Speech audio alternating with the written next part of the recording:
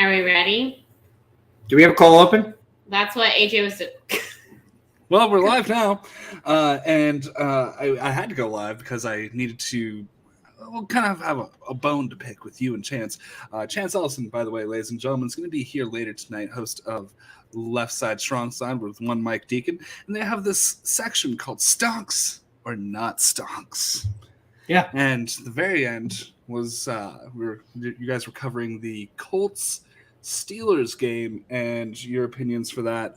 And I'm just thinking, okay, I want them to talk about my boy Jonathan Taylor. Is he stonks or not stonks? I'm going through different players in my head for who it could be because, you guys have a Steelers fan as a co-host of the show and Chance. And I'm just like, well, it can't be Deontay, can't be Kenny Pickett, Najee, maybe, but I think they're going to talk about Jonathan Taylor. And it's like, and all the Steelers players are stonks. I'm like, bullshit. And Jonathan Taylor, not stonks. Jonathan Taylor, not stonks. Not stonks. Hey, AJ, I have something that'll make you feel a lot better about this.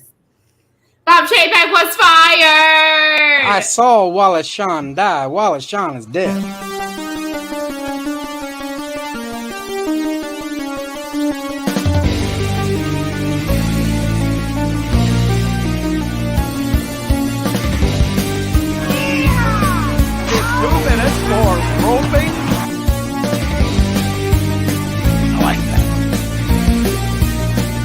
You're a jabroni.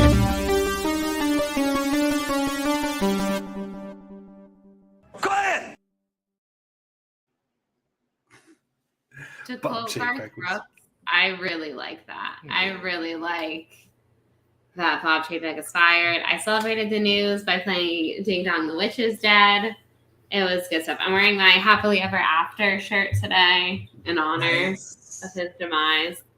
We did. I described it to Mike earlier as it's like the reverse Jay Leno because Jay Leno left and Conan came and then he's like, I want to come back. And everyone was like, screw you, Jay Leno, you're a dick. This is Conan's show now. And then this is the exact opposite. Bob Iger's like, I'm going to retire, whatever. Bob Chapek comes in. He's literally the Wicked Witch of the West. Bob Iger comes back and we're all like, bless you, Bob Iger. Save us, Bob Iger. This is really wiping down the walls between me and you. It truly is. It really, truly is. Eat some salt, Bob Chapek. And if you're catching us for the first time, it's Wednesday night. It's What the Show. We are something of a live stream podcast. We do stuff. We have fun. Talking a little entertainment, a little bit of whatever. Now, if you're catching us live, you're going to see that Streamlabs donation link in there, streamlabs.com/whattheshow/tip. Any donations do not go to improving the quality of the program. No, they go directly to charity. And this month's charity is O'Shea Children's Hospital in Buffalo, New York. We're not even from New York. Well, we're not. Well, one of us is from New York originally, but not from the Buffalo area. We just want to put a little good out into the world. And so much good has been put out to the world this week because Bob Chapek got fired. Fuck off, Bob Chapek. What a great time, y'all. What a great time. I just want everyone to know I've been having a week. It's been exhausting. I stayed up. I won't be staying on too long tonight. Just a little admin real quick. You get AJ and a mic stream, and then you get a few minutes of me. And our special guest will be coming on shortly as well. No Juice tonight. He's off living his best life, so we're happy for him. He'll be back next week. I just want to say I'm thankful for all of you here on What the Show, and I'm super thankful that Bob Chapek was fired.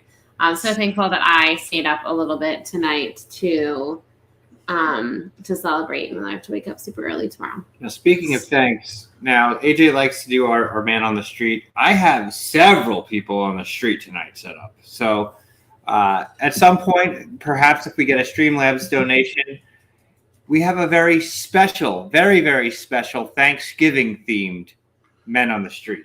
That's true. Tis the season. It is Thanksgiving. Nothing can get me down this week, y'all. Bob Chapek. So he was if we don't have you while Chance and PJ are on the stream, we do have to mention where he was when he found out. So this past weekend was Elton John's last show at Dodger Stadium. Yep. He was scheduled to announce Elton John, and then he got the news and left the building. Yeah, because it was being live streamed on Disney Plus, and Chapek was scheduled to announce him on the stage. That is so good. The only thing that would have made it better is if they like pulled in Bob Iger and were like, actually, Bob, it's your turn now. Did you all see? I'm sure you saw this post because it's been circulating, but it's probably one of my like favorite, funniest takes of like the white smoke came off from Cinderella Castle, and they announced the new Bob. That's so good. That was correct me up. Yakavetta. That's what's up. So Peter Freese, who's another higher up at Disney that was like somebody that they could replace Chapek with. Chapek fired him, right? Yep. Yeah. He was at the Elton John show and apparently partying his ass off. I hope he was. Oh man, that's so good. It is just, I mean, yeah, if Elton John could have like sang him a song that was like, Disney doesn't want you anymore. It feels so weird to celebrate somebody losing their job, and like there's been a narrative of like, what if he's actually a really decent guy? But the thing is that he put profits over people in every step of the way. So in his professional aspect, he's a good guy. You know, I just want to get that out there while we trash this guy for, I don't know, maybe an hour tonight. He's a human testicle. Who's to say? He's not a great guy. He's not great. You know, the fact that he took 5,000 years to say anything about the Don't Say Gay bill pretty much proves the kind of quality person he is, in my humble opinion. So he can fuck right off. And the person who is nice to you but is not nice to the waiter is not a nice person. Exactly. That's my opinion. It's my opinion on it. I concur wholeheartedly. He's just a real chuckle fuck. He's a real chuckle fuck. Nothing good happened under his regime. Now, am I realistic? I mean, I'm an optimist, but I'm also a realist. And I know that Bob Iger coming back doesn't mean that everything will suddenly be solved and the parks will go back to their glory days. And every movie that comes out of Disney is going to be a success and yada, yada, yada. But I do think we're going to step in the right direction. And again, this is going to be a transition time where basically the other Bob is coming back to just set up, hopefully, the new CEO for success. He's coming back for 2 years. He gets to pick his own successor. So I just love how quickly it was like they had extended his contract. Because I, of course, follow a bunch of Disney blogs. And all of them had talked about that, and everyone was super upset about it because everyone wanted to get rid of Chapek because everyone hates him for a good reason. Mm-hmm. And like literally it was like a month ago, I feel like all these articles came about his contract being extended. And then all of a sudden, like what a weird Sunday night. I woke her up. I was in bed, y'all. I was trying to go to bed because I had to wake up at 5:30 in the morning. And then I couldn't go to bed because Bob Chapek had been fired. And I was so hyped and so enthused. And the next day I had like an absolutely god-awful day at work. But like every 20 minutes, a friend of mine at work just reminded me that Bob Chapek had been fired. And I was like, thank you, I needed that. And it's what got me through the day. Were they at least like kind of coy about it? Just kind of like, hey, I know that being at work sucks right now, but you know who's not at work? Bob Chapek. He's fired. The winner of the first What the Show villains bracket. Yeah. And mind you, he is a millionaire, so like he's fine. They do have to pay him out of his contract. So, I mean, he's not going to be losing any sleep with his millions of dollars that are going to continue to pay him. Basically an early retirement for him, let's say. But just the embarrassment of it, does give me joy. And the fact that like he has not control over, you know, a company that I love and does bring me joy and has brought me lots of frustration, and since his reign has taken over with the stupid decisions they have been making. It seems to me you lived your life like a chuckle fuck in the wind. Yeah. That is honestly so fantastic. Like there he is. He's queued up to, you know what would been even okay, besides I'm gonna make this like one step better. besides Bob Iger waiting in the wings to be like, actually, Chapek, I'll be introducing Elton John now. It would have also been great if just like for absolutely no reason, Michael and Breck Eisner were also there just for funsies. Like Michael's like, I'm just introducing things. Thank you for making me look like a good CEO. I'm here now to introduce Elton John. I'm the captain now. Look at me. No. Iger doesn't come out to introduce him. He comes out to sing Rocket Man. I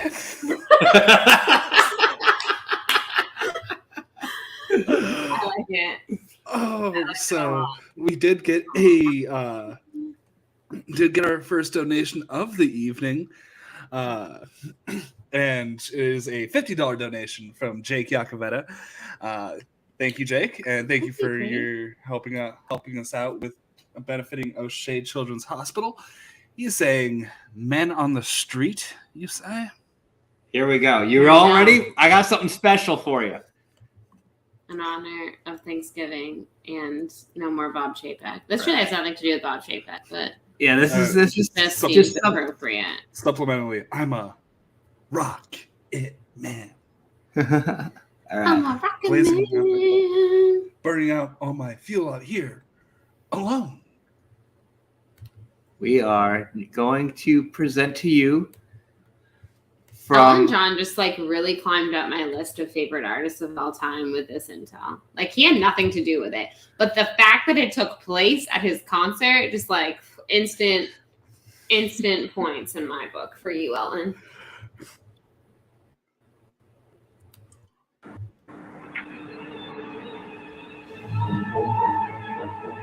Oh yes. Orko! It's my homeboy Orko. Is that actually Griffin? Yeah! Costume? Spill my drink.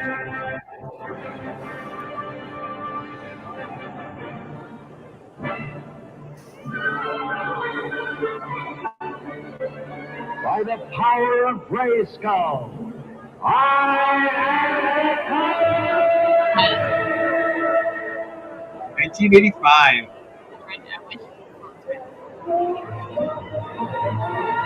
There's no cohesion. for the honor of Grayskull. I am She-Ra. Oh, this is glorious.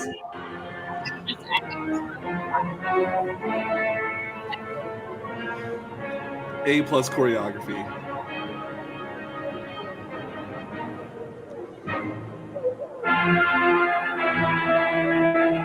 This is the guy in the coat.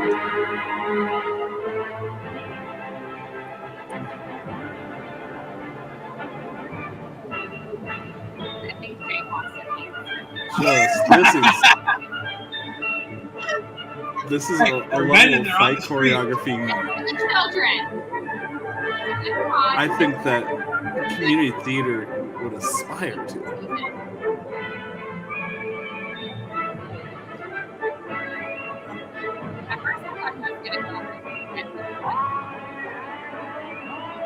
You missed his cue big time.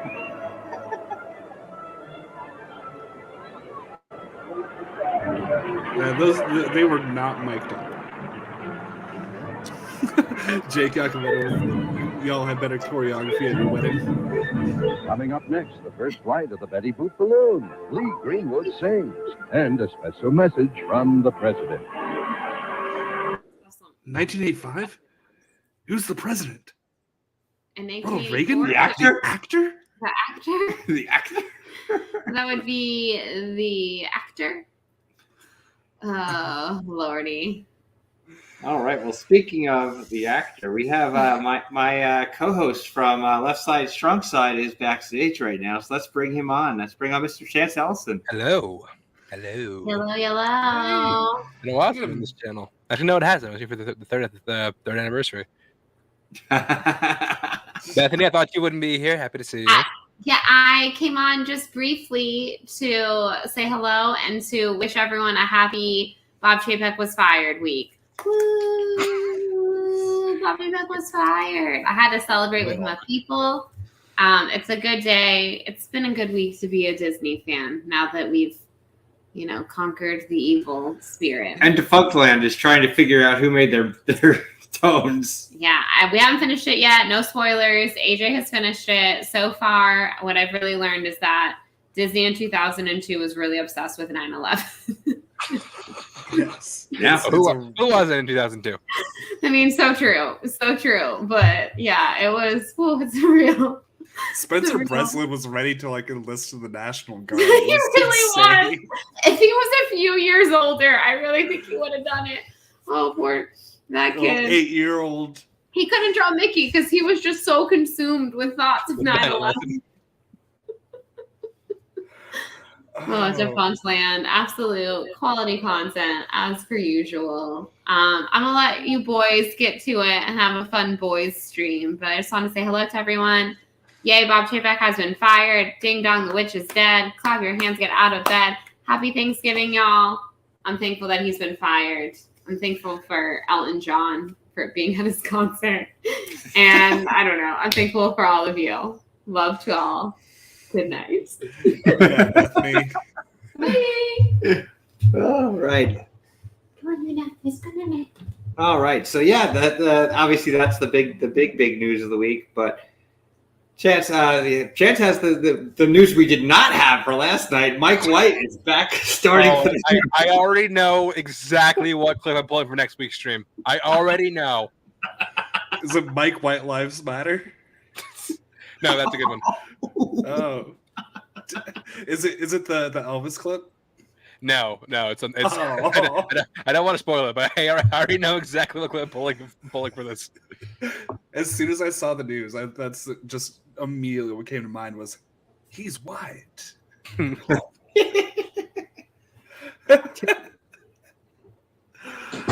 Oh, and he's one of 3 quarterbacks who got benched today. Yeah, it was Zach Wilson, Davis Mills, and Baker Mayfield. Mills. Oh, maybe he wasn't benched for Sam. Not today, but yeah, he was benched for Sam Darnold. Which, God, yeah, we talked about last night. When you have to look at Sam Darnold to save the day, it's right. That's how you know shit's fucked. Oh, it's gonna be a bad week of football this week. But Chance and I talk football 2 hours every week. Let's talk about everything else. We really haven't done that in a while on stream together, at least. Yeah. So I know PJ saw Glass Onion tonight. We're seeing that on Saturday. Depending on what time I finish here, I might go check it out tonight. Nice. I've heard very good things from everybody who's gotten a chance to see it. So yeah. So here's where I tell you my cinematic blind spot in the past 3 years, and that it's Knives Out. I did not see Knives Out. You know who did it? What's that? You know who did it? I know it's Ryan Johnson. Yeah. No. But the killer. No, I don't know. I don't know who the killer is now. Okay, watch it before you get spoiled. It's been 3 years. That sounds right. Yeah, 3 years. Yeah. 19. So it's been 3 years and it hasn't happened yet. You see, you say that, but then I'm gonna spoil it for you at the end of the stream. Yeah. That's totally how the stream is gonna end.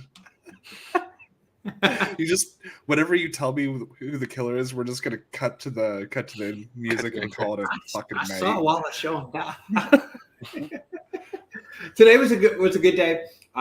As a lot of people here know, I listen to podcasts. The Ride Bethany got me into it, and I discovered today, thanks to one Griffin Newman, that there are Vizzini McFarlane figures that exist. So there are Wallace Shawn action figures in the world. Wait, whose action figure is this? Vizzini from the Vizzini. Okay. Yeah. So there is a Wallace Shawn action figure that does exist. Okay, we need Benny's address. I know. I thought the same thing. If Benny's not watching this, if anybody here has Benny's address and they can send it to us, we need a mysterious package to show up at his door. Could you imagine his reaction if he just goes to his door, finds a package, and opens it up, and it's fucking a Wallace Shawn figure? Well, I imagine that'd be like when you open that package and it was the Roger Clemens Fantastic Four. Well, the thing was, it wasn't me who opened it. Bethany opened it. She's like, she comes into the door and her first thing, she's like, "Who did you piss off?" And was it El Paso? Yeah. Like the return address, because it didn't say it was from. It's like, "Who did you piss off in El Paso?" And I'm like, "What?" Why would they do this to us?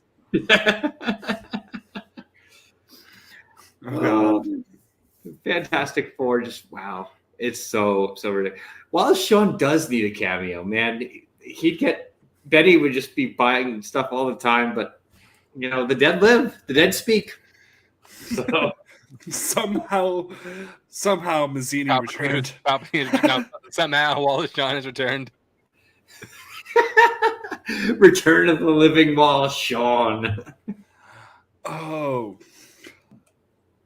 Who's not going to return? Bob Chapek. Thank Christ. Here's the thing about that. Because I was with PJ when the story broke. We were just both shocked. But how bad do you have to be when Disney is telling you to fuck off after 2 years? After 2 years. It was so apparently it came, there was a concerted effort from a lot of the board members to push for it. And basically, as soon as Iger said, "Okay, I'll do it," they put the wheels into motion, and he got fired so abruptly. That was the most abrupt news that ever dropped. Yeah, it's it's sunny. Twitter hasn't exploded yet, and by the way, we fired Bob Chapek. Goodbye. It's there's so much news coming out that with the current Twitter staff, if something was going to break Twitter, they have dropped so much news that would do it. I'm very secure that if you fire Bob Chapek and Twitter doesn't explode with 300 people running it, that I think they're in the clear. The crazy thing with Twitter now is everybody is I very infrequently use Twitter in the past. But ever since this is all, I can't stop. I can't stop reading it. I'm just what's going to happen next? I'm using Twitter more than I ever did in the past now because of all of this nonsense.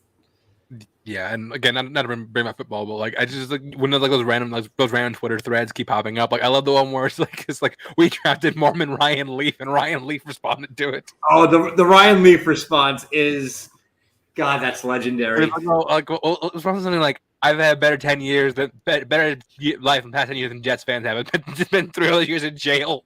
Yeah. Yep. Right. That guy has the best sense of humor about his life and just the way that he just crashed and burned so hard. He's got a great sense of humor about it. Matt Flynn is also a fantastic Twitter troll. That's true. When somebody posted, do you remember when the Seahawks got fleeced by Matt Flynn for $60 million? And he responded, "Yeah, that was awesome."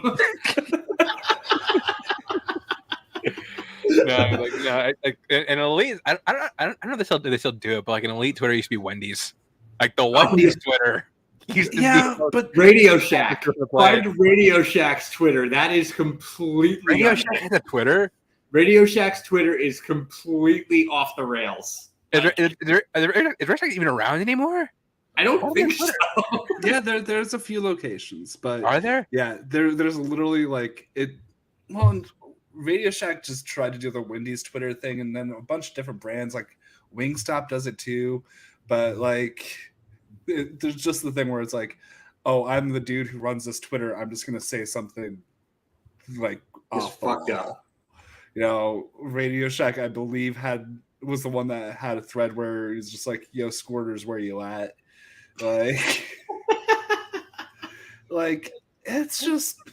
It's fun, but just it's an old bit anymore. I think it's a bit old hat. It's basically older than your hat. This is a newer hat. Is it okay? Is it old as Yakovetta's hat? Is it? That's a good. That's an old hat. That's an old hat. That hat needs to be burned, and the ashes need to be buried. Burned and exercised. Yeah. That is so sweat soaked that I believe it would not actually burn if you tried to light fire with it. Like, I believe he actually just naturally made it flame retardant. It's that hat has to be like 90% Bud Light at this point. I'm pretty certain that Jake sweats Bud Light. Yes, I think Jake was born in the hat. 90% is generous. Jake born in the hat. He was born in the hat. I really adopted it. That's what I was talking to this about somebody at work. Did you guys go to like the preview? Like, what fucking movie was it? It was a film that had like the preview in IMAX of The Dark Knight Rises. Oh, yes, I did. What was that? Was it the Will Smith one? It was No, it wasn't I Am Legend. I Am Legend had the preview of Dark Knight. Okay. Yeah. What the? Hold on. This is gonna bug me. I did see it in theaters. I'm pretty certain. But like, yeah, it was. They had a. Hold on. I can figure this out because it's be 2011, around there. Well, and I didn't, but I remember hearing the Bane voice for the first time. And listen, it's a midnight premiere. I'm drunk, and like I just What a surprise! Said aloud. I think it might have been. They ADR'd that shit. It wasn't Contagion. Fuck! What was this? This is gonna bug the shit out of me. What the hell was it? It was on. It was so it's WB. Something that was WB, obviously. Yeah, I'm looking at like the releases from like 2010, 2011. Like wasn't Eli? It's probably something like March-ish release, if I had to guess. Let's see, because I Project think it was like a year in advance. I don't think it was like that close. But anyways, about it. But like, yeah, it was before they fixed the Bane dialogue, so you just could not understand a single word he said. Yeah. Yeah, and when they had the original footage, they had to like fix the ADR, go back and re-record the audio and fix it because you could not on the IMAX speakers, you couldn't understand them at all. So, no, literally, Chance, did you know that Tom is Tom Hardy's middle name? I didn't know he had a middle name. What is it? No, his middle name is Tom. Is it really? Oh yeah. His first name is Ed. The motherfucker's name is Ed Hardy. Ed Hardy. I swear to God. Yeah, no, I think I remember reading that. Yeah, he can't go by Ed Hardy. Yeah, just like Tom Hardy, if you were watching this right now, please don't find me and beat me up for letting people know this because I tell everybody. I mean, it's like public info. Like you can go Mission Impossible. That was it. It was Mission Impossible. Yeah. There you go. Which is not a WB release, which is just That's strange. true. That is weird. But it's funny. Okay, have you guys seen the trailer for Oppenheimer? Yes. Have you guys seen the stream that's like it's going nonstop? Of just like the countdown? Yeah. I haven't seen it, but I've heard of it. In my theater. Yeah. It has not stopped since July. I keep saying if WB was smart, they would do the exact same thing for Barbie because it comes out the same day. I'm going to see Barbie. Like Barbie is my priority.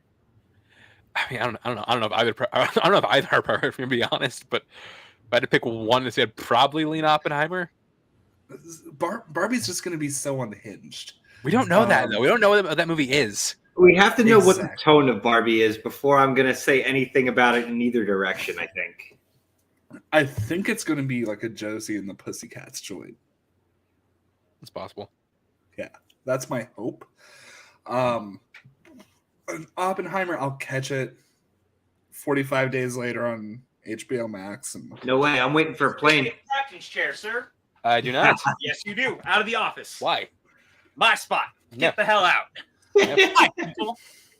Well, just got my Christopher Nolan slander out of the way in time for PJ to show up. Nobody told him what I just said. You can sit right there. Bully back.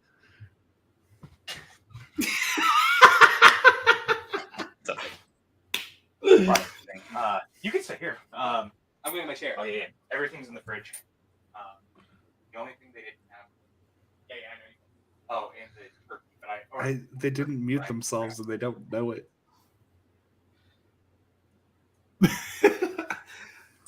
Well, Now that it's back to Hell yeah. I am so hyped for the Barbie movie, whatever the hell it is. Like, Greta Gerwig being the creative voice in the Barbie movie is just, and the tone and all of the set photos, I think it's going to be just one of the wildest movies that's been released in a long, long time. Oh, I agree too. Like if they execute that like properly, it could very well be excellent. I'm waiting to see a trailer or something before I pass any judgment on it because we just don't know yet. Yeah. Oh, it's just like Everything Everywhere All at Once, but in the Mattel universe. Right. Oh, just like the whole Mattel universe coming together, like the 70s, 80s, and 90s of Mattel just joining together for one massive movie live action. Sign me up. Oh, hello. Hello, everybody. Hi. Oh, hi. How are you? Were we talking about the Barbie movie where Will Ferrell's just playing his character from the Lego movie again? Is that what he's doing? Basically, he's the head. He's like the head of the company. That's what he was talking about. He's like the head of Mattel or something. Oh, see, I didn't know that. Yeah. Holy fuck! Big business. Okay. Lord business or Lord business or, whatever. president, depending on where you find him. Yeah. Lego just mentioned that I should watch Glorious because it's on Shudder. I have seen Glorious, and I got to tell you, for the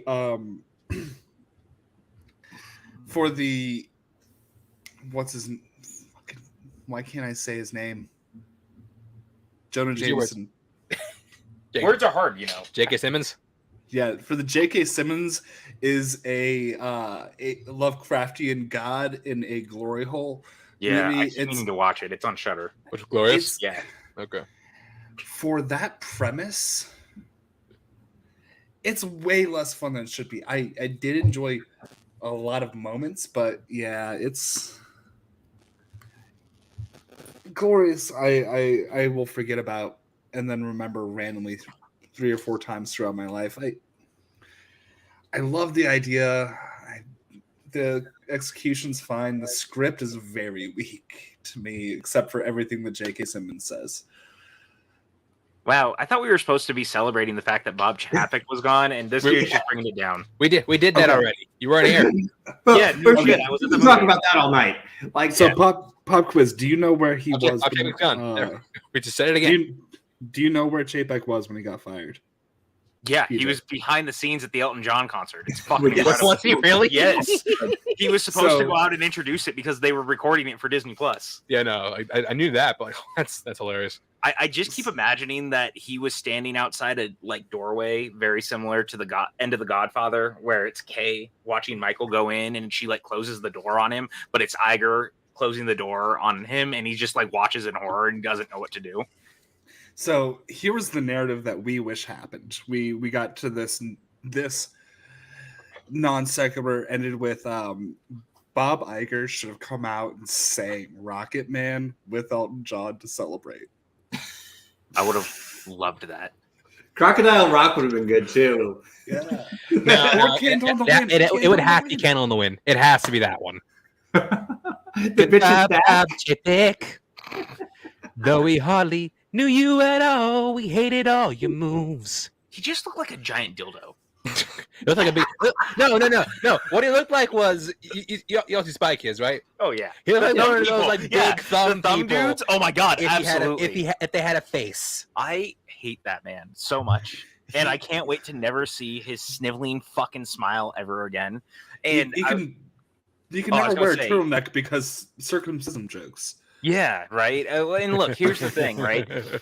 We can talk about all the bad stuff he was doing to the studios and the creatives, but it was the shit he was doing to the parks, and I couldn't be happier that was the thing that like really seemed to set Iger off. And wasn't he the one that started the whole like Disney genie thing? Yeah, he was also the one who was like, if we keep raising the prices, it'll just price people out, and they won't come, and the crowd will just go away. And he bizarrely went the other way. He believes that. Bizarrely, it went the exact opposite direction. Like they're setting records in attendance. It's nuts. So Buck donated $3 and said, "Hey PJ, slow down." Hee. What? Did you play Fantasy this week? There's a hee. I had to try to. And no, that's fair. Slow down. Am I playing it? Am I playing him this week? I haven't. No, you're playing me. I was gonna say, and you're projected to win, so I'm not. I expect I'm gonna lose. I can't believe I'm still in second place overall in the league.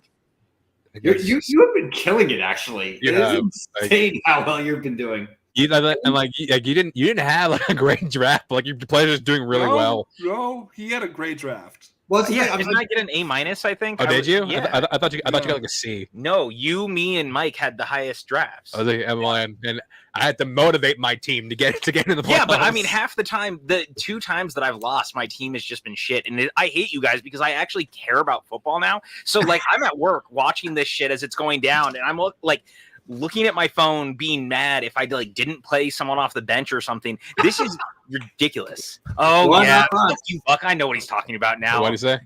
He's talking about my speeding ticket because I got my speeding ticket on the way to San Diego. I remember that. Yeah. Now I know. I know. I was like, God damn it. You know what? I put it behind me because I finally like paid it and shit. So I wasn't really thinking about it. Yeah. Fucking Buck. I see that. He kept calling me Speedy Gonzalez. Oh no! You're more like Speedy Thompson. Yeah, I was gonna say that. I was like, I don't want to culturally appropriate anyone. you're more like Fast Eddie. Yeah. No. Rapid Dave. Can't I just be like Burt Reynolds and Smokey and the Bandit? No. Fuck. You know the stash for it. That's fair. It's fair. I will say on subject of facial hair, Mike, I missed the goatee, man. I missed the goatee. Bethany doesn't. So It's so weird how often that Chance's whole thing is reminding people how much he misses facial hair because he's been telling me that for months, how much he didn't like that I didn't have my beard. Just you. Not people. Just you. No, and now Mike? Well, Mike too. Yeah, see? Exactly. But that's just a one-time thing. Just you. Yeah, well, you happy now, motherfucker? I'm growing it back. I am happy. I'm delighted. Okay, great. You see what I live with here, you guys? Yeah. You see what this shit is all the time? You live in a very interesting life now. Mm-hmm. I'm sorry, Mike, but I think that they have better couples banter than you and Bethany. That's probably accurate. No, actually, that's 100% true. Yeah, that's 100% true. This is what happens because we've been podcasting together for so long. Which we haven't done in so long. We really need to do that. We don't see each other very often. We really don't. We really don't. Like we're just like on such like polar opposite schedules. Like when he's here, I'm gone. When I'm here, he's gone. I being a bartender now is like it's totally flipped my life upside down. Like the Fresh Prince. Yeah. You guys, you even call a response to each other like the Sklar brothers. You know what I found out recently? I didn't know Bel Air got renewed for season 2. Oh yeah, and it's like done in shot, and it's coming out next February. Yeah, I need to catch up. Oh my god! Like the show. We watched the first 3 episodes. We did the show where Carlton has a crack problem. Have you guys seen this? The Fresh Prince. You haven't seen it? No, like literally. Oh my god, it's incredible. Carlton has a crack. It's like this. Yes. No, literally, and it comes out of nowhere too, because like Will's is like hanging out in his room. He goes in the closet because like it used to be Carlton's room. He goes in the closet and he just sees that Carlton is doing lines, and we're both like, he's doing lines, just coke. Dude, this show is fucking wild. They're like going to these parties and people are like drinking and punching people and throwing people into pools, and Carlton has a crack problem, and there's drama with the basketball team. He's snorting. He's just doing coke. Oh man. Yeah. Okay. It's not I have 2 questions. AJ, doesn't matter. Crack sounds funnier. So we're gonna say he has a crack problem. No, we need to be we have 2 answers because if first Carlton off, is smoking crack, it's an entirely different show. I'm sorry. No, it's not. Either way, he has a drug problem and needs to be in rehab. He's got a crack problem. It's much funnier saying he's got a coke problem. Was this advertised as a very special episode? No, it should have been. Every episode of this show is a very special episode. And number 2, did he sing "I'm so excited" when he found him? I wish he did. I so wish he did. I'm so excited. This is remember the weird dream sequences that Will would have throughout the show? Yeah, it's so fucking weird. He has the rich person problem. He's doing blow. So rich people do everything. Let's be honest here, okay? I'm like, hey, what? When he sent money, she did crack. Yeah. That's what I'm looking forward to in the Whitney Houston movie. I want the crack era. Oh, they're definitely never going to touch that.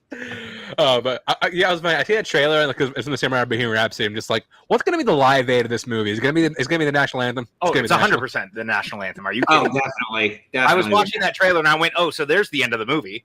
Of what? What?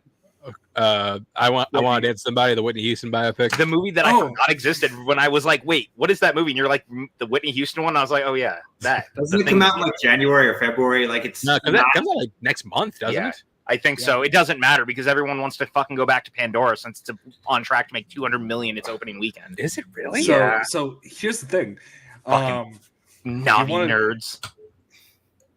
So there's a Whitney Houston fragrance. It's a promotional tie-in for that movie, and we're the exclusive retailers for it.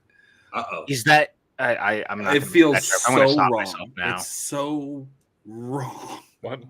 He was like, they're doing like a Whitney Houston thing, apparently like a scent or a cologne. And I was like, is it going to be death? Like that's my. It's going to be R&B hard drugs. It's crack. It's crack. My filter is at this point gone. It just smells like cocaine. Yeah, exactly. Like 100%. I went straight to like, oh, it's just gonna be something awful. It smells like fried chicken and cocaine. It smells like Tuesday morning's vomit. You're cleaning out of your hair. That is the Whitney Houston experience for a certain time. By the way, man, look, I don't make the rules. I just fucking report the news, okay? We did the dark jokes. Just want to say that any business profiteering off of her death just kind of feels fucked up. Yeah. Lego just said, I don't know who Whitney Houston is, and at this point, I think I've gone too far in life to ask. That's incredible. Now, here's the funny part. We're also the exclusive retailer for the first Dolly Parton sponsored fragrance ever, which released in 2022. What does that smell like? Silicone? No. That's like actually sweet dreams and clouds lovely. Because it's Dolly. But we're the exclusive retailers now for both singers of "I Will Always Love You." Oh, really? That's true. That's wow. Okay. Yeah. What a random factoid that we have now that I'm going to forget by tomorrow, but I'm really glad I learned it in this moment. I just realized that right now, and I'm going to just. I'm gonna need you to tweet that out, AJ, so that we can retweet that and like make it a viral moment. It's not gonna go viral. Trust me. You never know. The only thing I've ever tweeted that went viral was my tweet about Alex Garland's Men. What did you tweet about it? Just walking to the theater for Men. As a big fan of Men and their many accomplishments, I'm glad that we're finally being represented in cinema. Oh yeah, I remember that. That was a very. And then I got out of the theater like 2 hours later. I had like 200 likes, and was just like, "Fellas, I think I misread the situation." And then it went up to like 5. No, it's kind of like my tweet that like blew up out of nowhere.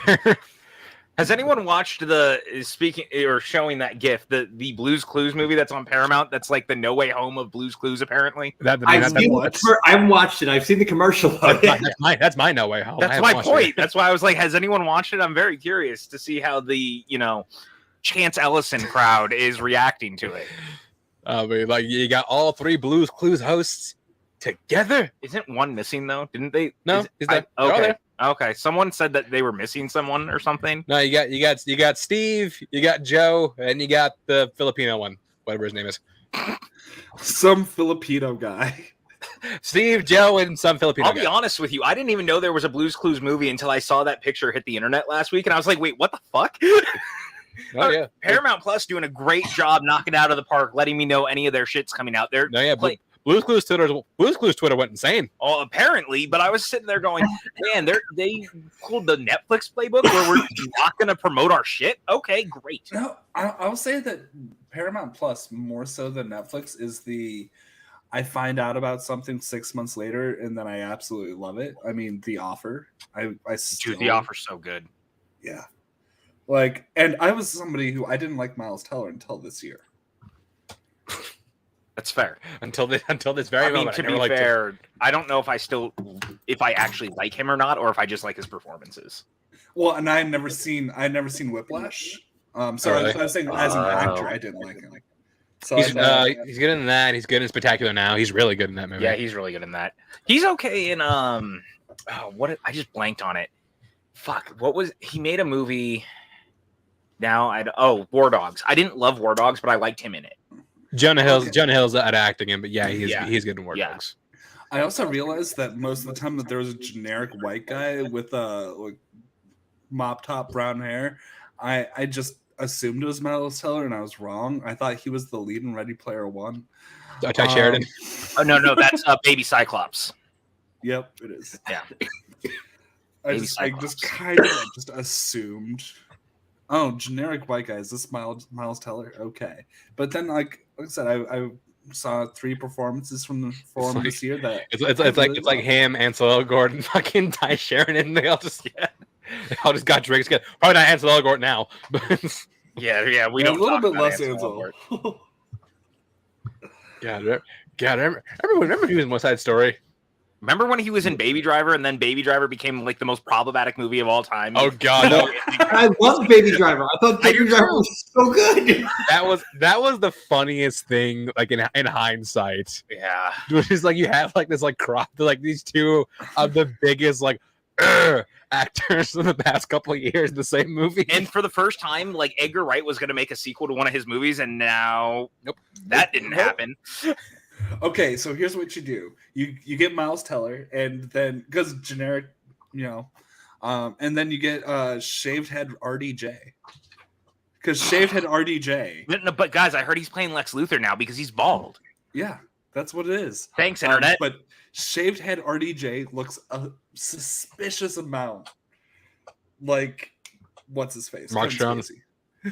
It looks a suspicious amount like Kevin Spacey in Superman. I don't think it looks like Spacey at all. I do like the Mark Strong pull though. Like he looks more like Mark Strong than Kevin Spacey. AJ, you might need to get your eyes checked. Or they're bad. Trust me. They are very. They are not good. Is what I'm saying. My eyes are very bad. So maybe it's they're terrible. Like when they recast. I remember in Days of Future Past or X3 when Bill Duke played Oliver Trask and brought the character back and Peter Dinklage like, oh, those 2 very different actors. Oh, I'm sorry, I don't see color or height or age. I don't get your eyes checked, sir. You might be legally blind. Oh my God, man! Terrence Howard, a movie that I have tried so fucking hard to wipe from my memory. Not even the worst X-Men movie. I mean, it's fucking bad though. It's like the 3rd worst. Also, not that bad. I walked out of an employee screen. I don't know. It's just I don't kind of like it. I just don't think it's like atrocious. I don't know, man. Going from the first 2 to that. No, don't get me wrong. It was a step down. That's putting it fucking mild, dude. But they did worse, and they did that story worse. So when I saw X3, it was basically like a group of my favorite theater nerds and I, we were all together in high school, and we went and saw it on opening weekend, and it was just, we thought it was the funniest fucking thing we've ever seen. I haven't seen it since. I've always carried a positive memory. The first time I saw X3 was at midnight. I went to that midnight show, and it was one of the first times that my theater up in Sacramento had to sell multiple screens because so many people were showing up.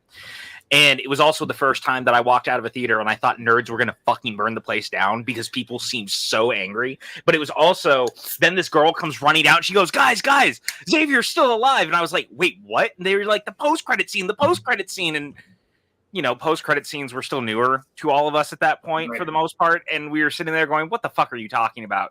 And it wasn't until I saw it on Blu-ray that I saw the scene. And I was like, that was what you guys were excited about? That was trash. Yeah.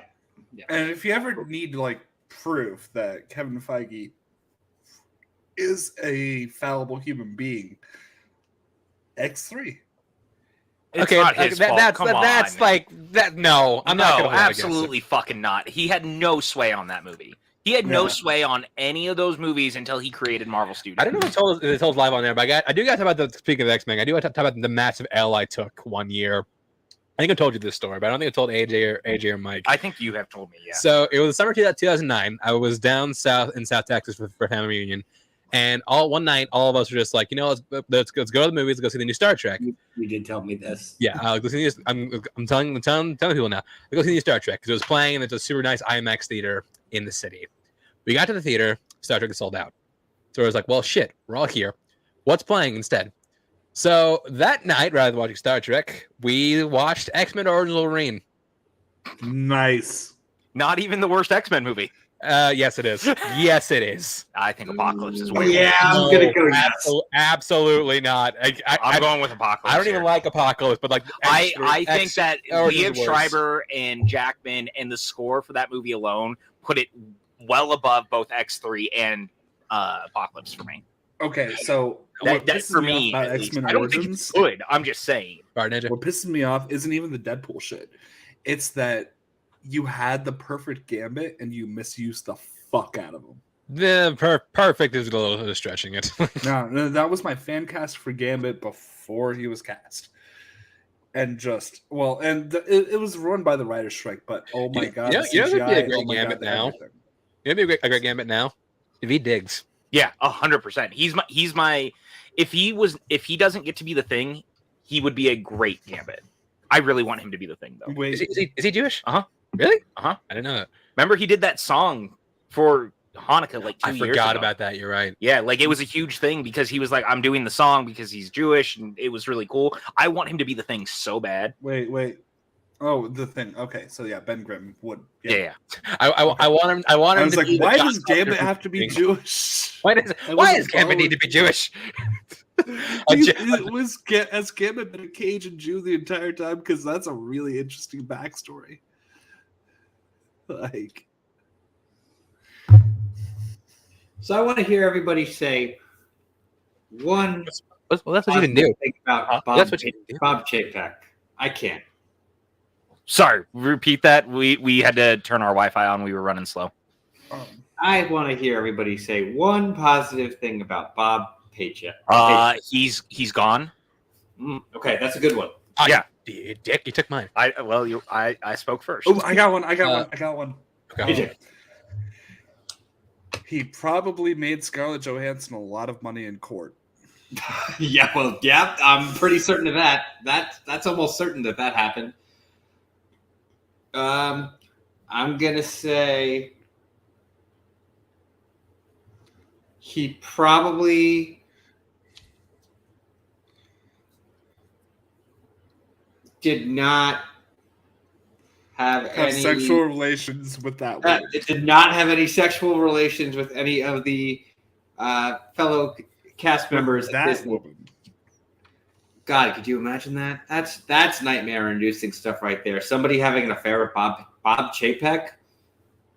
And as soon as we introduced a nightmare scenario where anybody could picture Bob Chapek naked, we went down to 2 live viewers. We know our audience. We know what they want to hear. Okay, Bob Chapek. okay. I do have my one positive thing about Bob Chapek. Okay. Under his reign, we did get 2 of the best Pixar movies of the past couple of years between Soul and Turning Red. Yeah, but those were probably started long. How did they do in the box office? Well, they didn't. They didn't release in theaters. And It do you still think got made. Do you think the head of Pixar had anything to do with Chapek being fired? I'm Yes, sure they're happy.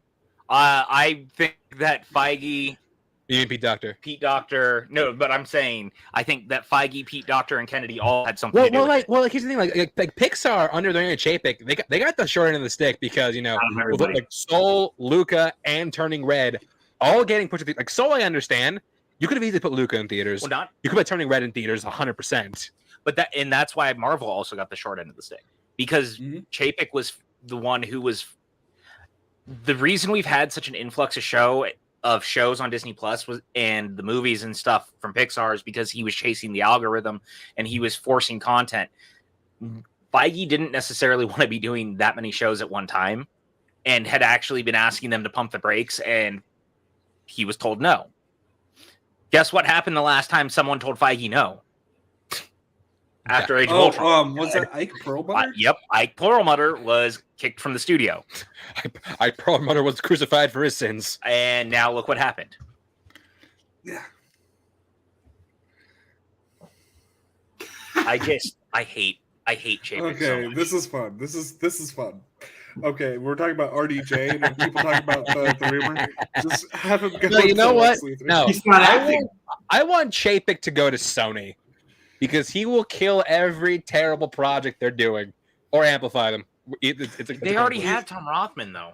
That's No, true. no, no. And he's not killing projects. No, but he gave us the fucking Sonyverse Morbius. Kingpin. He did get Morbius. And he's also giving us the fucking Bad Bunny Spider-Man movie. And he don't made think they that heard fucking me. Craven I don't movie. think they heard me. Nope, sorry, we started talking shit about Tom Oh, Rothman, another studio head we hate. Bob Chapek in the films as the Sonyverse Kingpin. There we go. Oh, you know, I Like could watch the the- shit out of that. I'd watch that. Yeah, Morbius like, 2. Same, yeah, he's in Morbius 2. Two Kingpin. Morbi to us. Yes. Yeah. Did you see D'Onofrio was at a convention this weekend, by the way? Was it really? And one of the fans asked him that they were like, now that you're back like officially in the MCU, who do you want to fight? And of course he was like, I mean, the obvious answer is Spider-Man. I mean, yeah. Yeah. I think that there's a very good chance. I am ready for Spider-Man Homeless.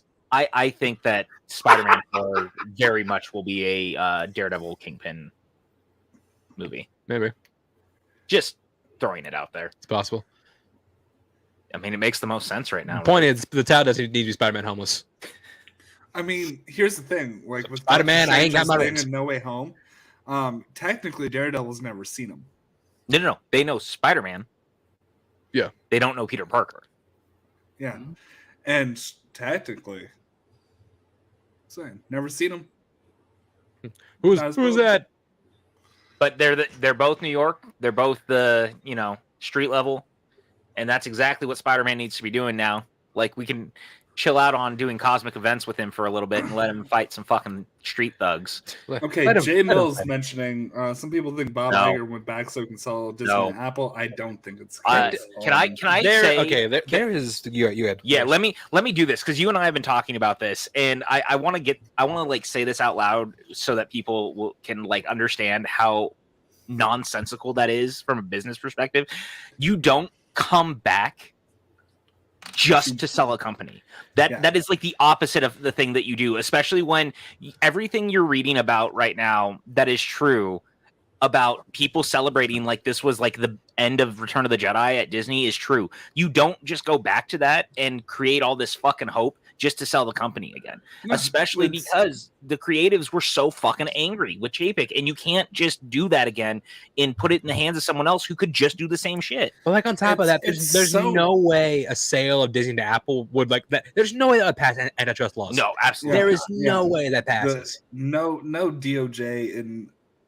Like I don't have a lot of faith in American government, but no DOJ in any electable government would allow like, that. That is 100% considering they just bought Fox. That is 100% a monopoly. Yeah.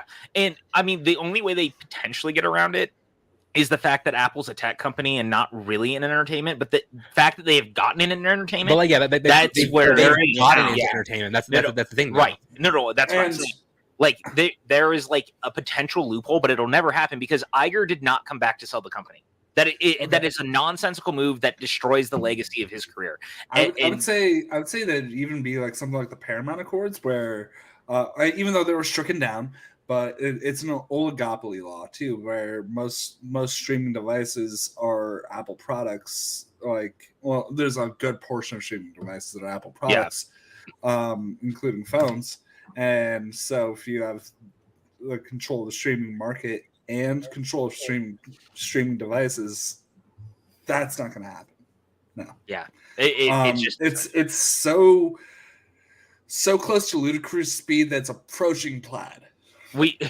Our mutual friend Jacob London has kept bringing it up to me, and every time he says it, I'm like, Jacob, there is no world where that makes sense. And Apple is also like they've been very blatantly upfront about not wanting to be involved in theme parks. What is Disney's biggest thing? Theme parks. I'm like, this Disney Channel. Oh yeah, but the theme parks, yes. Yeah, theme parks. Toon Disney. Like, fucking calm do the down. The Apple stuff is just like a smokescreen.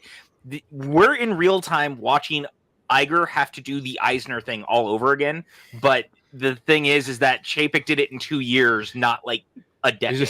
He's coming back like, God Like, damn it, I'm tired of this shit. in his defense, the fucking pandemic, but also you did that the worst way possible.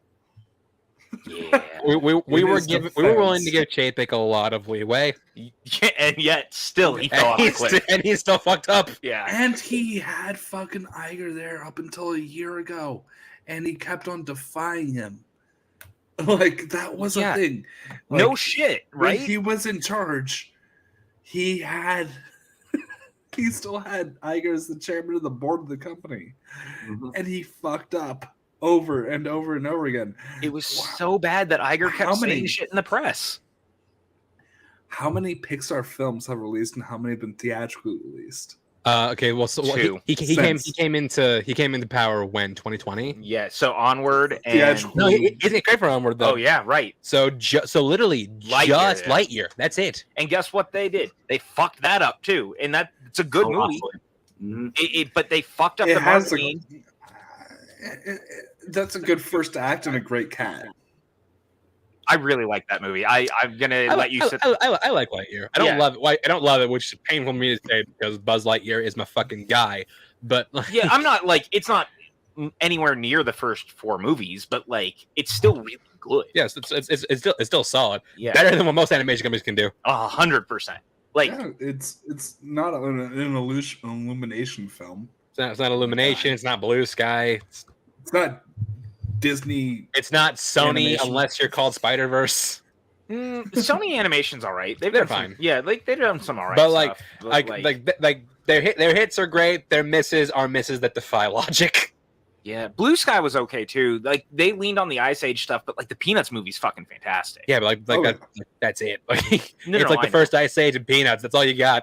I'm gonna give them Ice Age 3 because I think Ice Age 3 is actually like that just because you like Sam Pegg. Yeah, and I also think that character is amazing. Yeah, like the character's amazing. So yeah, that's a weird thing. That I was like, Lonely Banner. Hello, PJ's Twitter sent me. Hello, it's good to see you, Banter. I finally was like, oh yeah, I forgot to retweet the link because I got here late. And hey, since you're new, sub to the channel. I mean, PJ's not always here. He's usually on PJ. These people are better than me, so you should sub to the channel because their streams are better than mine. So no. Have you watched her? Oh god, you have not watched enough of this channel. Are you fucking kidding me? I love it. That's why I'm giving you guys the credit that you so deserve. I forgot that. Look, man, don't fucking act like I'm here putting class out here, okay? Look, let's not do that. I'm off the rails now, man. I'm not held back by having to make sure I have to make another company look good. Like, you don't want me to be here. I made a real dark joke about Whitney Houston like 20 minutes ago, lest we forget.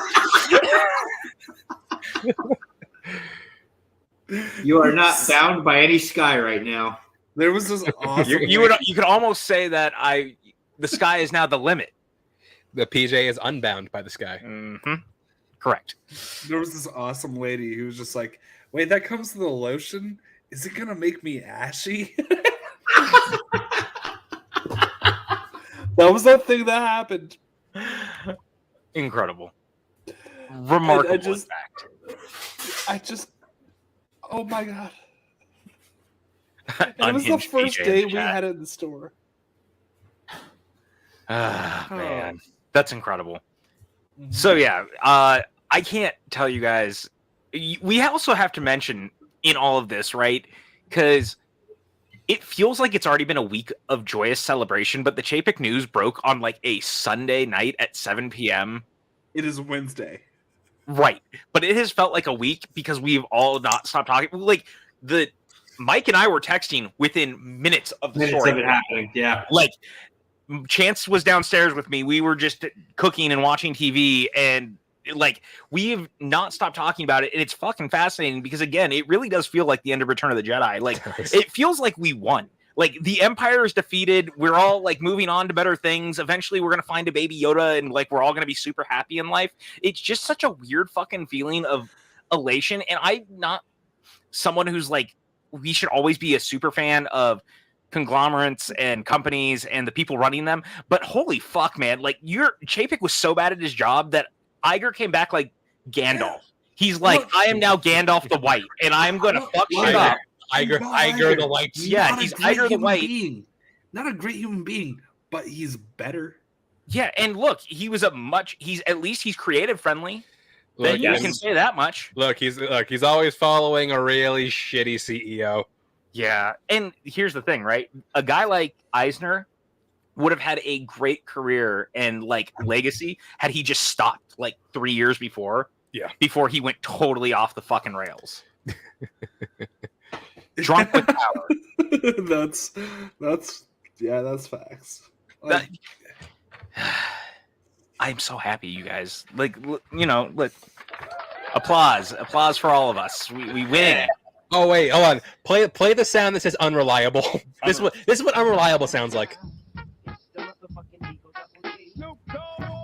What? According to our soundboard, Yes. that's what unreliable sounds like. That is what Bob Chapek sounded like, which is odd to me because that is not at all what I think Bob Chapek sounds like. PJ, check your text. I gotta look now. Here. I sent you something you'll appreciate. Oh no. It's an eBay link, everyone. Why are you not loading, motherfucker? Oh, is it the thing that I think it is? Is it a certain baseball? Oh my god. Is it the action figure? It's not the action figure. No. Wait, what is this? Look at this shit. That's incredible. It's an Upper Deck card. Let me see if I'm going to find a picture of it so I can upload it to the. This to is the screen. incredible. Oh Wait, my it's god. An Upper Decker? It's an Upper Decker. Yeah. So so here good. is what I sent PJ a link to. Let me get this saved. I'm gonna upload this to the stream real quick.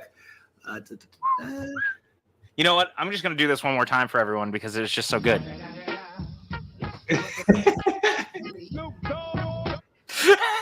There's not a single fucking part of me that believes that Bob Chapek sounded like Snoop Dogg. Are you kidding me right now? Our soundboard is drunk. Or the person who built our soundboard is drunk. Well, you want the designers about Chapek. He's saying Snoop Dogg is unreliable. Yeah, but my point is that whoever did it was we have to be honest, this was probably created in some sweatshop in China by some kid who's been overworked and eating SpaghettiOs, which sucks, and I hate that. You know So what? the button is wrong. If they wanted to pick a rapper for unreliable, they should pick Lauryn Hill. Lauryn Hill is the most unreliable performer in the history of music. I was just going to say Machine Gun Kelly. I have this set up. No, so Lauryn Hill. I want everyone to know: should PJ purchase this?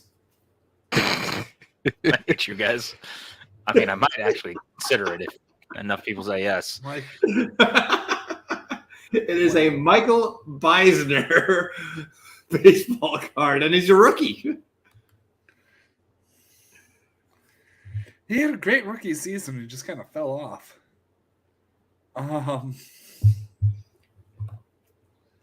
So there's a funny story. The reason I know about that, we were at the Podcast The Ride live event that they did in Orlando, and they were playing a game with professional wrestler Zack Ryder. They were trying to guess the price of Disney items on eBay, and that was the very last thing they brought up.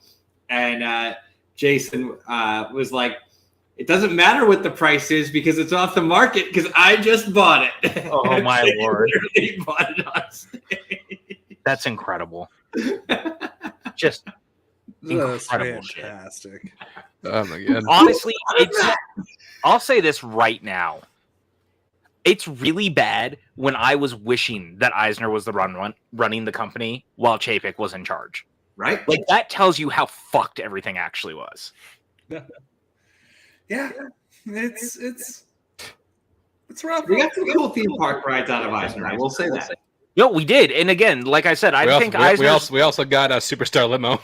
Yeah, Eisner did a lot of good until he didn't, and that's exactly what I mean. Like his legacy was super great until it wasn't. Look, this is not the ride's fault. The fucking odds of superstar limo coming out like a week before Diana died. Yeah. Well, I think that Eisner's biggest sin ended up being that he got greedy, but he wanted to do, and so he started doing shit on the cheap. And California Adventure was like the perfect example of that. But so were all those direct-to-video sequels, right? Like suddenly it was like, let's just go back to the well and start doing stuff that really we shouldn't be doing. And he knew it would make money if he was just sell. Oh, guys, we made it! The sex bots are back. Yes, Look at that! Oh. The sex bots. Oh, Oh my God! Are there sexy local singles in my area?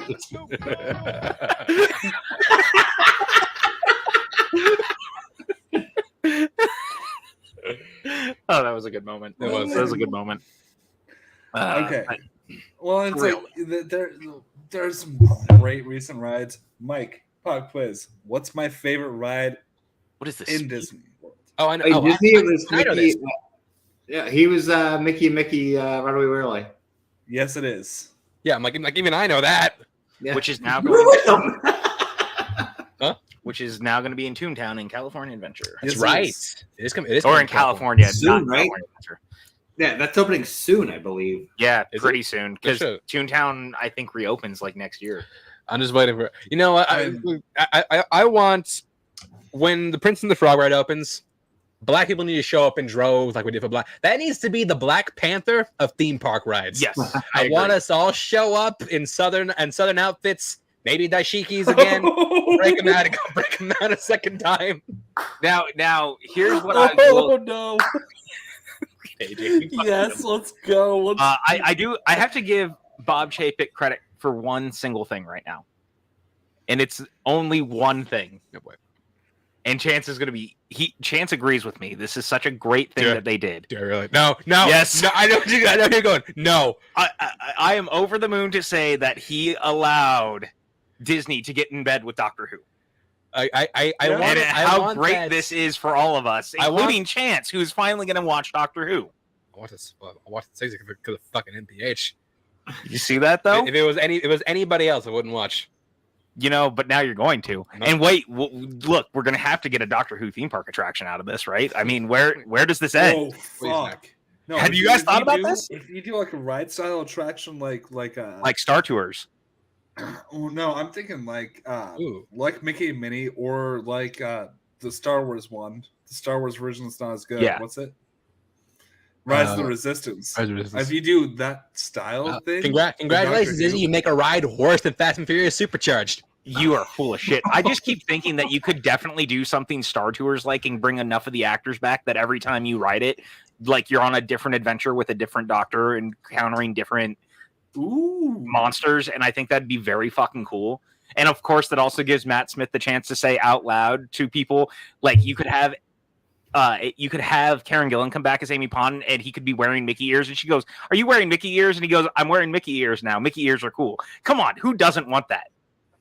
I don't want that. That sounds lame. I don't want to think so about fucking lame. I don't want to think about Amy Pond in relation to the same universe as Matt Smith's Doctor, because it just hurts my heart. Thank you. Both hearts, to be fair. Yes. There's only one thing though. If Iger comes back, I would rather wait 3 hours for the Navi ride than ride that ride. Oh God. We need though. You want to hate Doctor Who so hard, and it's did. sad. Okay, sorry, Mike. I keep cutting you off. Disney World. Yes. Bring back Mr. Toad. Yes, please. Is that not there anymore? It's Winnie the Pooh. Leave that there. Yeah, go somewhere else, Mr. Toad. You're not taking Winnie the Pooh's spot. I love your blind Winnie the Pooh fandom because it shows up in the most weird and random. No, it's not blind. It's not blind. It's just one I don't talk about. So, and yet he gives us shit for Doctor Who, guys. Really take this in. Winnie the Pooh's fucking brilliant. Okay, I don't want to hear from you. No, Chance, will you do a Blood and Honey reaction with me? Absolutely not. I will, AJ. Well, I will never watch Winnie the Pooh, Blood and Honey. So what I wanted to say with Chance, like, it's not a blind love. We went to Epcot the day after my wedding, and at that point, everything at Epcot was still social distance. So they had Pooh just like in this like one field where he had a butterfly net and was like chasing butterflies. And I don't think I've ever seen Chance so happy. He was just standing like, "Oh, Pooh!" I really hope that they change that to a TARDIS. I hope the Winnie the Pooh ride gets taken out in Fantasyland and becomes the Doctor Who ride. You're just sad because Winnie the Pooh has more nuance than Doctor Who will ever have or could ever have. You're so fucking full of shit. It is incredible how much you blindly hate a thing that you've never. What if you do? What if they did something like the Guardians of the Galaxy ride, where it's a spinny coaster and you're the spinning TARDIS? I still haven't ridden that one. Yeah, I haven't ridden it yet, but that would be amazing. I'd be super into it. It's a great ride. You remember we're on the other side of the country, right? Yeah, like we were both there before it yeah, opened. Yeah, like months in advance because Mike and I were hanging out and it was great. Mhm. I can't wait to go back and hang out with Mike again. And I guess AJ, even though he, said that and made me sad inside. Yeah. I mean, Horror Nights 2023. Yeah, Horror Nights 2023 is going to be just the most destructive weekend. I'm telling you right now, I'm actually, now that I'm like working full time again and like making money, I am putting all my pennies away for that fucking plane ticket and that ticket, and I'm making it a weekend. I might make it a fucking week, and we're just gonna party like it's 1999 going into 2000. It's the end of the world, people. Let's fucking go. Yeah, the computers can't read the code, so we're all fucked. Yeah, exactly. We're gonna go into one of the fucking scare houses, and the computers are gonna shut down, and the scare actors are gonna actually murder us. It's gonna be like Haunt meets. Like it's gonna be like a total not Cabin in the Woods, the other one, Cabin Fever scenario. Oh, yeah, like the water in the theme park. Yeah, and then we're just gonna Cabin Fever murder people, and Sean Hunter's gonna be there from Boy Meets World, and he's gonna be drinking the entire time, so he's fine, and we're gonna be drinking the entire time, so we're fine. You know what's really good is that episode of Boy Meets World where they went to Disney World. That 2-parter. It is so ridiculously edited, though. Like, editing in that they are in like different part. Because Bethany and I rewatched it like when it hit Disney Plus during the pandemic. We watched a lot of Boy Meets World. We put that on. Like, oh my god, this is so inaccurate. Oh, it's so fucking accurate, and yet it makes me so happy. Wildly inaccurate. I mean, that's all of those, right? Didn't Full House do like their own version of it, and it was super inaccurate too? They did. I'm pretty certain Family Matters did at some point. Yeah, it's I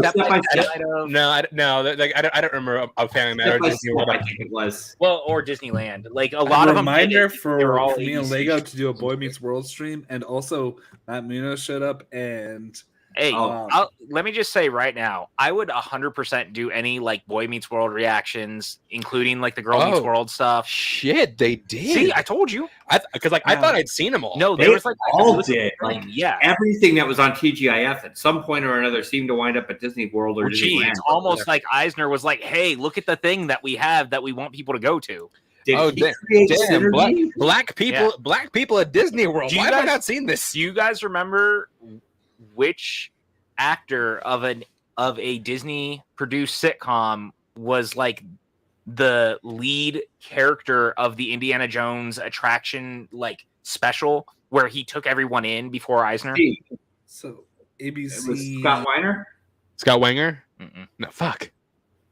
ABC sitcom. It wasn't Melissa What's Her Face from The Jump of the Jones Famous. No. Fuck. JTT. Jonathan Taylor Thomas. Oh, that makes a lot of sense. Yeah. He was the Golden Boy for a few years there. Yep. Okay, so here's my latest obsession now.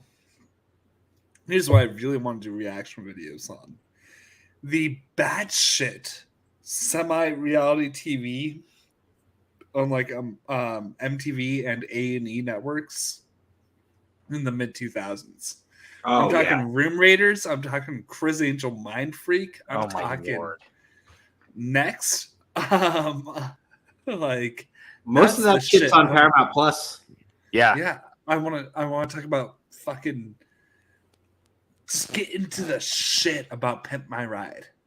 Like that's the kind of content that I want to be doing right now. That like Pimp My Ride vehicles were so non-functional. Like you probably drove that thing like twice, and it was just they're in a vehicle. It's about to break down. They need like help to make sure that it keeps running. By the way, streamlabs.com/whattheshow/tip. Those donations go to charity. But here's the thing. They put like 30 grand into this vehicle to put like big screen TVs and shit in there, and then like, oh my god, we did not fix the head gasket. Right. It's almost as bad as watching Cribs, and you're like, why is there a television inside that man's fridge? Right. Inside the fridge. Cribs. Yeah. Cribs, the most weirdly specific home I've ever seen in my life. Yeah. Yeah. Most of those homes are rented. Oh yeah, They're probably. not where those people No, live. that was a great old feature with that and Pit My Ride. We're just like, we gave you a microwave in your rim. Why did you do that? Because maybe I wanted to make a burrito while I was driving, Chance. This woman is in a broken down 1987 Crown Vic. I was watching this last night, and they're like, they don't fix anything that's breaking down in the Crown Vic. They put it in a CAT scan machine because she's a nurse. That's a thing that happened. I like that William Harold just like straight up in the chat because of what we're saying goes, I've left an iPad playing in the fridge before. And it's like, what? What? How does that happen? Like, I want to know what scenario is it that you're sitting there with an iPad and you're like, wait, where is my iPad? And yet you start to hear voices coming from the fridge and you're like, Zool? Like, is this Ghostbusters? There is no data. Nice. Good. Just, oh my god. And like Chris Angel. Oh, Chris Angel. Chris Angel. I just realized the devil. We need to be hearing something about the new Ghostbusters cast and like what's going on with that really fucking soon. Doesn't it come out like next year? Next December. Christmas. Yeah. Next Christmas, Like we have to hear something fast. Wait, new Ghostbusters like how? The sequel to Afterlife. Yeah, because it was greenlit. It's got a release date of Christmas 2023. So yeah. And Ryder's coming back, isn't he? Well, they've not. I mean, we all assume we haven't because at Ghostbusters Day, he was the one who was like, we're doing it. That's when they announced it, and the assumption is he's doing it, but no one's actually confirmed anything because fucking Sony. And I'm sitting here thinking about it, and I'm like, it's fucking Thanksgiving 2022. This thing's supposed to open in a year, and we've heard jack shit. I just thought something completely random, but if somebody besides Reitman were to direct a Ghostbusters movie, who would you pick? Ooh, you know what? I wouldn't hate if they got the guy who did the Jumanji movies. Jake Kasdan. Yeah, I think which I mentioned that to you. No, we were talking about the Goonies. We're talking about Goonies, right. But I think he could do that because number one, Sony. So they know that he's a dude who can play within the franchise ballpark. He's good with ensembles and he's good at doing like legacy sequel type stuff. So I could see him doing a pretty good Ghostbusters movie, like push come to shove. Someone I would throw out there is the guy. John Francis Daly and Jonathan. Oh Goldstein. yeah, the guys who did Game Nights. No, like you can pick out of anybody. Yeah, I know. I can pick anybody, but like, yeah, but I don't give a fuck about David Fincher's Ghostbusters. Like, I'm not looking for someone who can make it work. I don't care about. Yeah, we're not. Do you care about Sam Raimi's Ghostbusters? I don't think Sam Raimi does a very good Ghostbusters. I love him, but he's not very funny. Like, well, no, I think Sam Raimi not that kind of funny. Not that kind of funny. It's different. I get what PJ's saying. Like, it's a different brand that he has. The PG sensibilities of a Spider-Man 3 were he directly goes to Spider-Man 3 and immediately I'm like, I'm sorry, what? The PG sensibilities of Spider-Man. You know what? Spider-Man 1 and 2, and then the horror sensibilities of an Evil Dead. Like someone I would throw out there because I would like to get this guy making the movie. But Drew Goddard. I would actually Goddard could do it. And Goddard kind of to AJ's point has like the Evil Dead thing because he's the guy who directed Cabin in the Woods. The Cabin in the Woods, but also he can do that kind of comedy really well. Yeah. Like the Martian's very funny. Yeah. Yeah, The Martian is funny. Okay. Jeremy, I didn't say I was going to deny Bruce Campbell in Ghostbusters. In fact, he was one of my picks for like a legacy older Ghostbuster in a movie years ago when we were talking about it on Twitter. But I just don't want Sam Raimi to do it because I love Sam Raimi, but it's a very different kind of sensibility with him. Like he's a splatter horror dude. He doesn't really do the supernatural comedy in the same way. Yeah, or someone else out there, Chris McKay. Yeah, Chris McKay could do it. Really good Ghostbusters. Yeah. I would, you know what? Or, I mean, the obvious choice, the fact that we bounced around this and didn't say it, and they almost did one, is Phil Lord and Chris Miller. Yeah, that's true. Well, and okay, here's a fun one. Entirely if it's not like a sequel to Afterlife kind of thing. The people who did Deadstream. Oh, dude, that movie's so good. Yes. Now, Could you imagine them doing a found footy Ghostbuster? So here's where we're at with Ghostbusters. I love that idea. That's a pie on the screen. And this was what they were trying to do, and then like dropped the ball super hard because 2016's Ghostbusters was met with such like critical derision overall and just kind of floundered at the box office. Was that By the way, I liked it. I do too. I don't I think I'll say this. I think that it's too long, and I think which is funny because I actually think the extended cut is the better version. But the problem is with that movie, and it's a thing I talk about with Chance a lot. It's too much riffing. Yeah, it's the Judd Apatow effect. I think that the Judd Apatow effect of comedy after 40-Year-Old Virgin was actually super detrimental to comedy for a while, because it's great to let your actors riff, but the problem is then your sequences go on super long and the editing is never clear or cut or concise in a way that really works. And so you can do that for certain things, like it worked for 40-Year-Old Virgin. It doesn't work for Ghostbusters, even though Ghostbusters as a script was very different than the final movie because they let Bill Murray ad-lib. Murray's still ad-libbing within the confines of the movie. The problem is that you were letting these scenes run super fucking long, and there's a lot of sequences in the movie that feel super fucking long because they just let the camera sit and they never cut.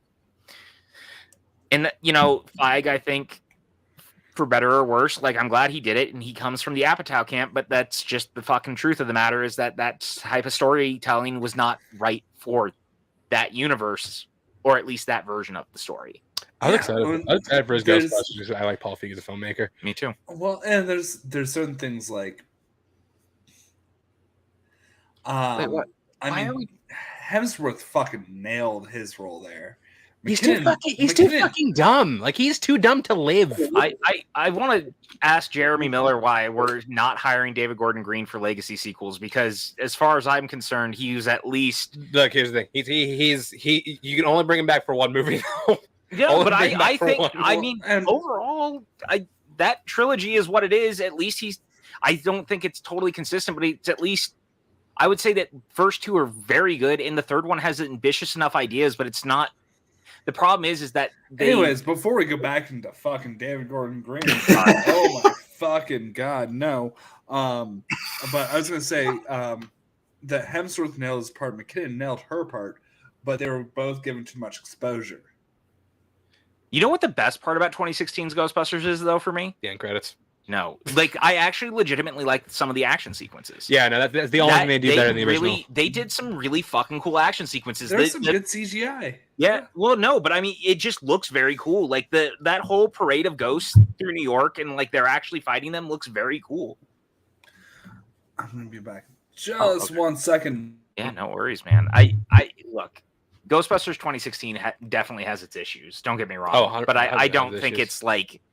It's not a train wreck either. I don't hate the film. I think it's like I think it's just bad. I just think it's mediocre. In fairness, I think Ghostbusters 2 is bad also. So yeah, I don't know, man. It's just I think the casting's pretty good though.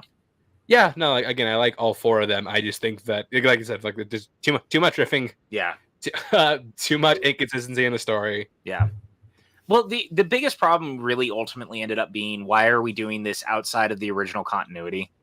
And Mike is like, why are we talking about this 6 years later, you fucking morons? And it's like, well, this is why you... I'm not going to lie, I've never seen the movie, so seriously. Like, I'm lost on this conversation. Have you seen the Roger Corman's Fantastic Four? Yes. Okay. So you did watch it, or else. You know what we need to do is have him come out here so we can do our outdoor movie night where we watch Roger Corman's Fantastic Four, the 90s Captain America. You keep threatening me with that, but I don't want to do it. And then the Dolph Lundgren Punisher. And we do a triple feature outside. And I've got all of them on Blu-ray. So yes. Because in this room there is no line. No, correct. I mean, dude, we have that Doctor Strange movie from the 70s. Yeah, we do. I do. I live under the same roof as that. Yes, you do. And that you can blame Shout Factory for deciding to put that out in HD, and me going, absolutely, yes, I will buy that. I've very rarely made a movie that you say I will not buy. I said rarely. I was gonna say, I mean, I've actually cut back. I'm not buying nearly as much unless it's like the Criterion stuff or Shouts. Like, I haven't even gotten Maverick yet. I keep forgetting it's out. Yeah, It's been out for a minute. I know. I need to go fucking buy it. How fucking wild that like it was in theaters from fucking May to October. It's also still the highest grossing movie of the year. Yeah. In today's day and age, that's insane. Yeah. Unfortunately, I think we're about to see Avatar have like a pretty similar run, which really sucks. I still love you, Tom Cruise. Yeah, I'm baffled by the projections for Avatar right now because I genuinely did not believe that there were people who actually cared about this. No, you know what? franchise. Okay, you know this story where like 50 Cent, like how he trolled Ja Rule. Yeah. So I wonder if like people doing this for Cameron, they're playing empty theaters. He walks into a premiere to like introduce the movie, and it's fucking the Russo brothers. Just the two of them. They bought out the whole theater and just kept all the tickets like nobody's there. Yeah. Okay, people watching you don't know. There's a story at 50 Cent where like he saw Ja Rule tickets on sale. And he bought the entire front 2 rows just to make it perform from an empty front row. It's incredible. Yeah, so like he goes up to introduce the seen. movie, and it's just Joe and Anthony Russo in the theater. Banter, you should definitely watch Ghostbusters Afterlife. Afterlife is very good. It's one of the best Afterlife legacy is, sequels. Like for me, like I don't have kids, but I have nieces, and they are both. Oh God, they're both fucking teenagers. But they're young girls, and it's like such a cool, empowering film for them. I'm like, choose your next words wisely, AJ. I'll say this. It gets the magic of being a kid, but it also got the magic of being Ghostbusters, and taking the two things and combining it was so fucking cool to me. I was watching that movie made me cry because I just thought man. of my nieces being like awesome. Because like what's funny about my sister fucking hated 2016's Ghostbusters. I'm like, oh, she probably like this. Like, maybe you like this one, Kay. But I will say that I think that Afterlife, like even with like a children's aspect, does the female empowerment better. Than 2016's. Absolutely. Than 2016, absolutely. yeah. So that's what I was gonna say is, you know what movie would benefit from like actually starring actual kids? Fucking remember Pixels? Oh yeah, 100%. Like if like the main character of Pixels were kids, that movie would have been so much better. Like it should have been like Ghostbusters of video games for kids. I mean you're 100% right. Like how do you fuck that up? Pixels would have been a better. I know how, but how do you fuck that up? Yeah. If Pixels and the Angry Video Game Nerd movie had a baby, it could have been a great baby. That's the weirdest thing I've ever heard. I mean, it's not wrong, but it's also the weirdest sentence I've ever heard out loud ever said. Well, that's where we are. This is What the Show. Are you new to the program? If you're new to the program, streamlabs.com/what's the remember that like PSA he did with Mario said you're gonna go to hell? Like he had like one PSA where we're just like, if you do drugs, you're gonna die, you're gonna go to hell. It's like what? Remember when Kevin James was in like a really great thriller last year that no one saw? Oh, Becky? Yeah. No, that was 2020. Oh, was I didn't see it. Jesus Christ. Yeah. My God. That's why nobody saw it. Becky? Yeah, dude, it's fucking great. He plays it reminds me of Green Room a little bit, where Stewart decided to be the neo-Nazi and like that's what he is. He's a neo-Nazi. It's fucking great. Yeah, like real talk. Like, Becky's not that bad. Becky's pretty good. Yeah, So it's a really good thriller. He did this and the movie where he played the former coach of the Saints in the same fucking year. No. The home team was this year. Becky was 2 years ago. Home team is this year. And Becky has a sequel coming out next year, I think. Does it really? Yeah, I'm pretty sure. Oh, shit. Is it called Becky with the good hair? It's the story of the Beyonce Jay-Z affair. I want that Lifetime movie. Yeah. They announced it in July. Lulu Wilson to return for Quiver's Becky 2, The Wrath of Becky. Sean William Scott is the villain. The Wrath of Becky and Sean William Scott. Yeah. Yeah. Oh Stifler. my God. Sean William Scott. Dude, guys, I'm so excited. Sean William Scott's still alive? Remember when No. he took over the Lethal Weapon TV show? Remember when he was the star of my favorite movie of all time, The Southland Tales? Oh, dear Lord. Which I own, by the way. Yeah. Yeah. The Blu-ray's in my room.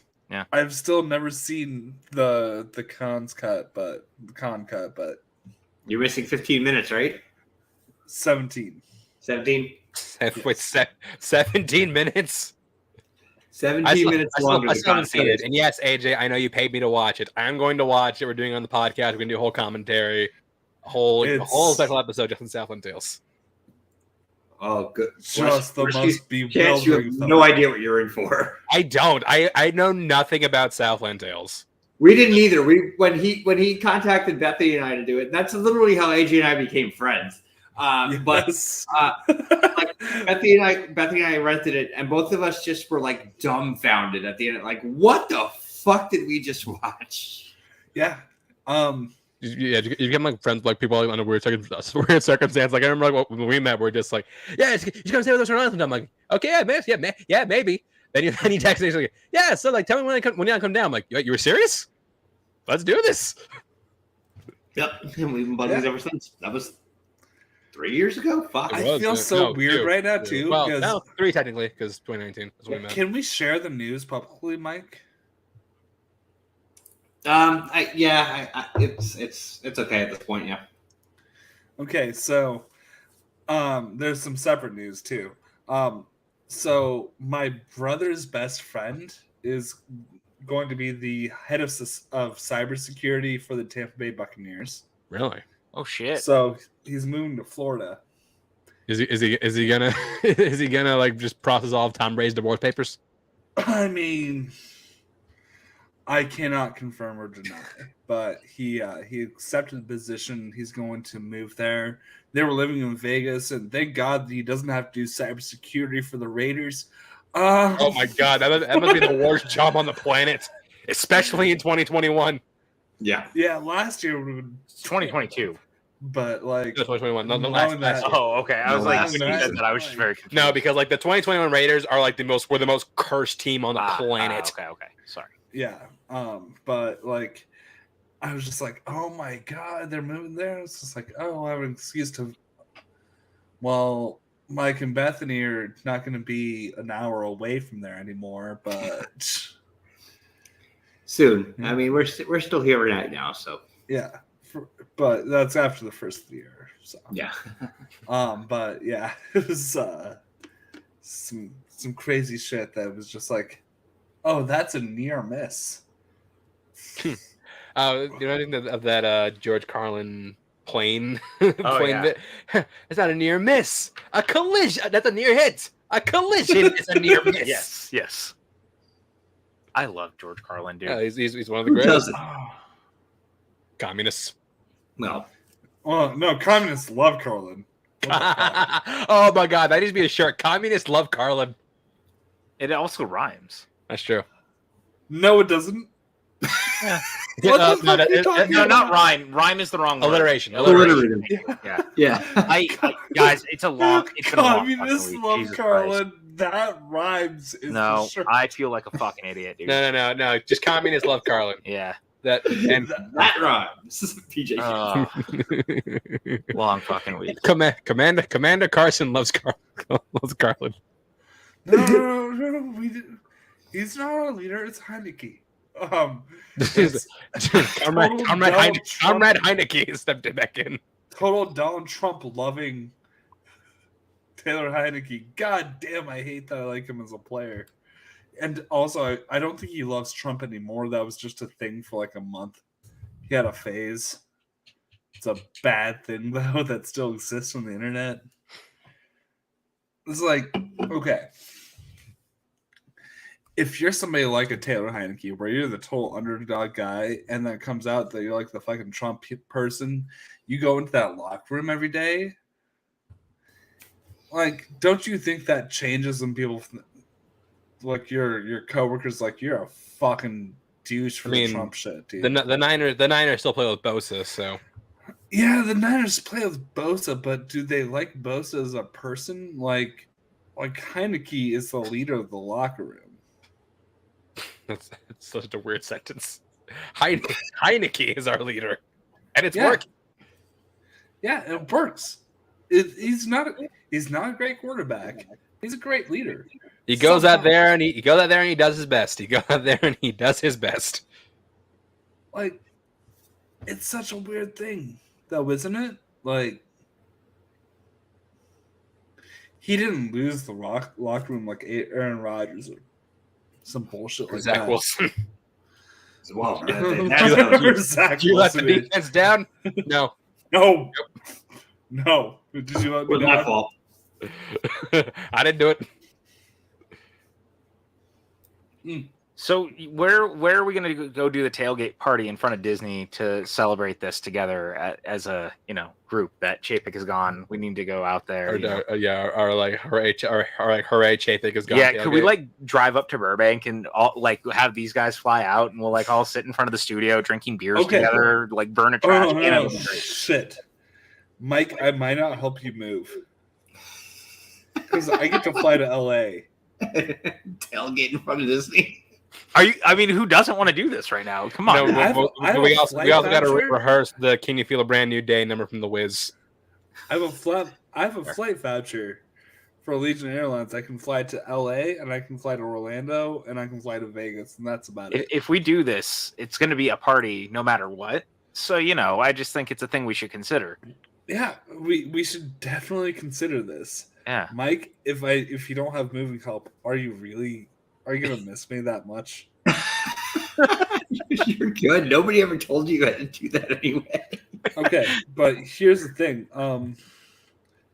So what was I gonna mention? You better go to Carthay Circle if you go. Absolutely.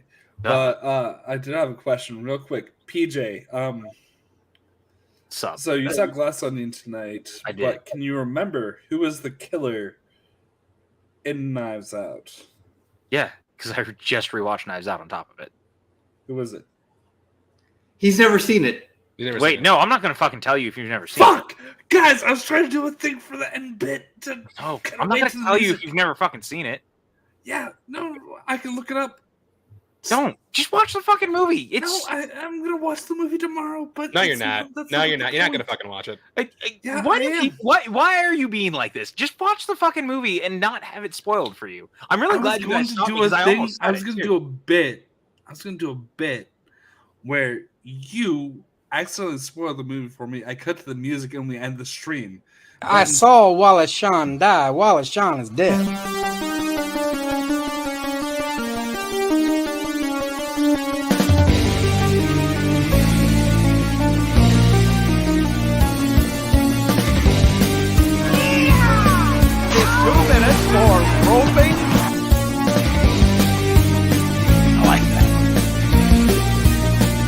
You're a jabroni.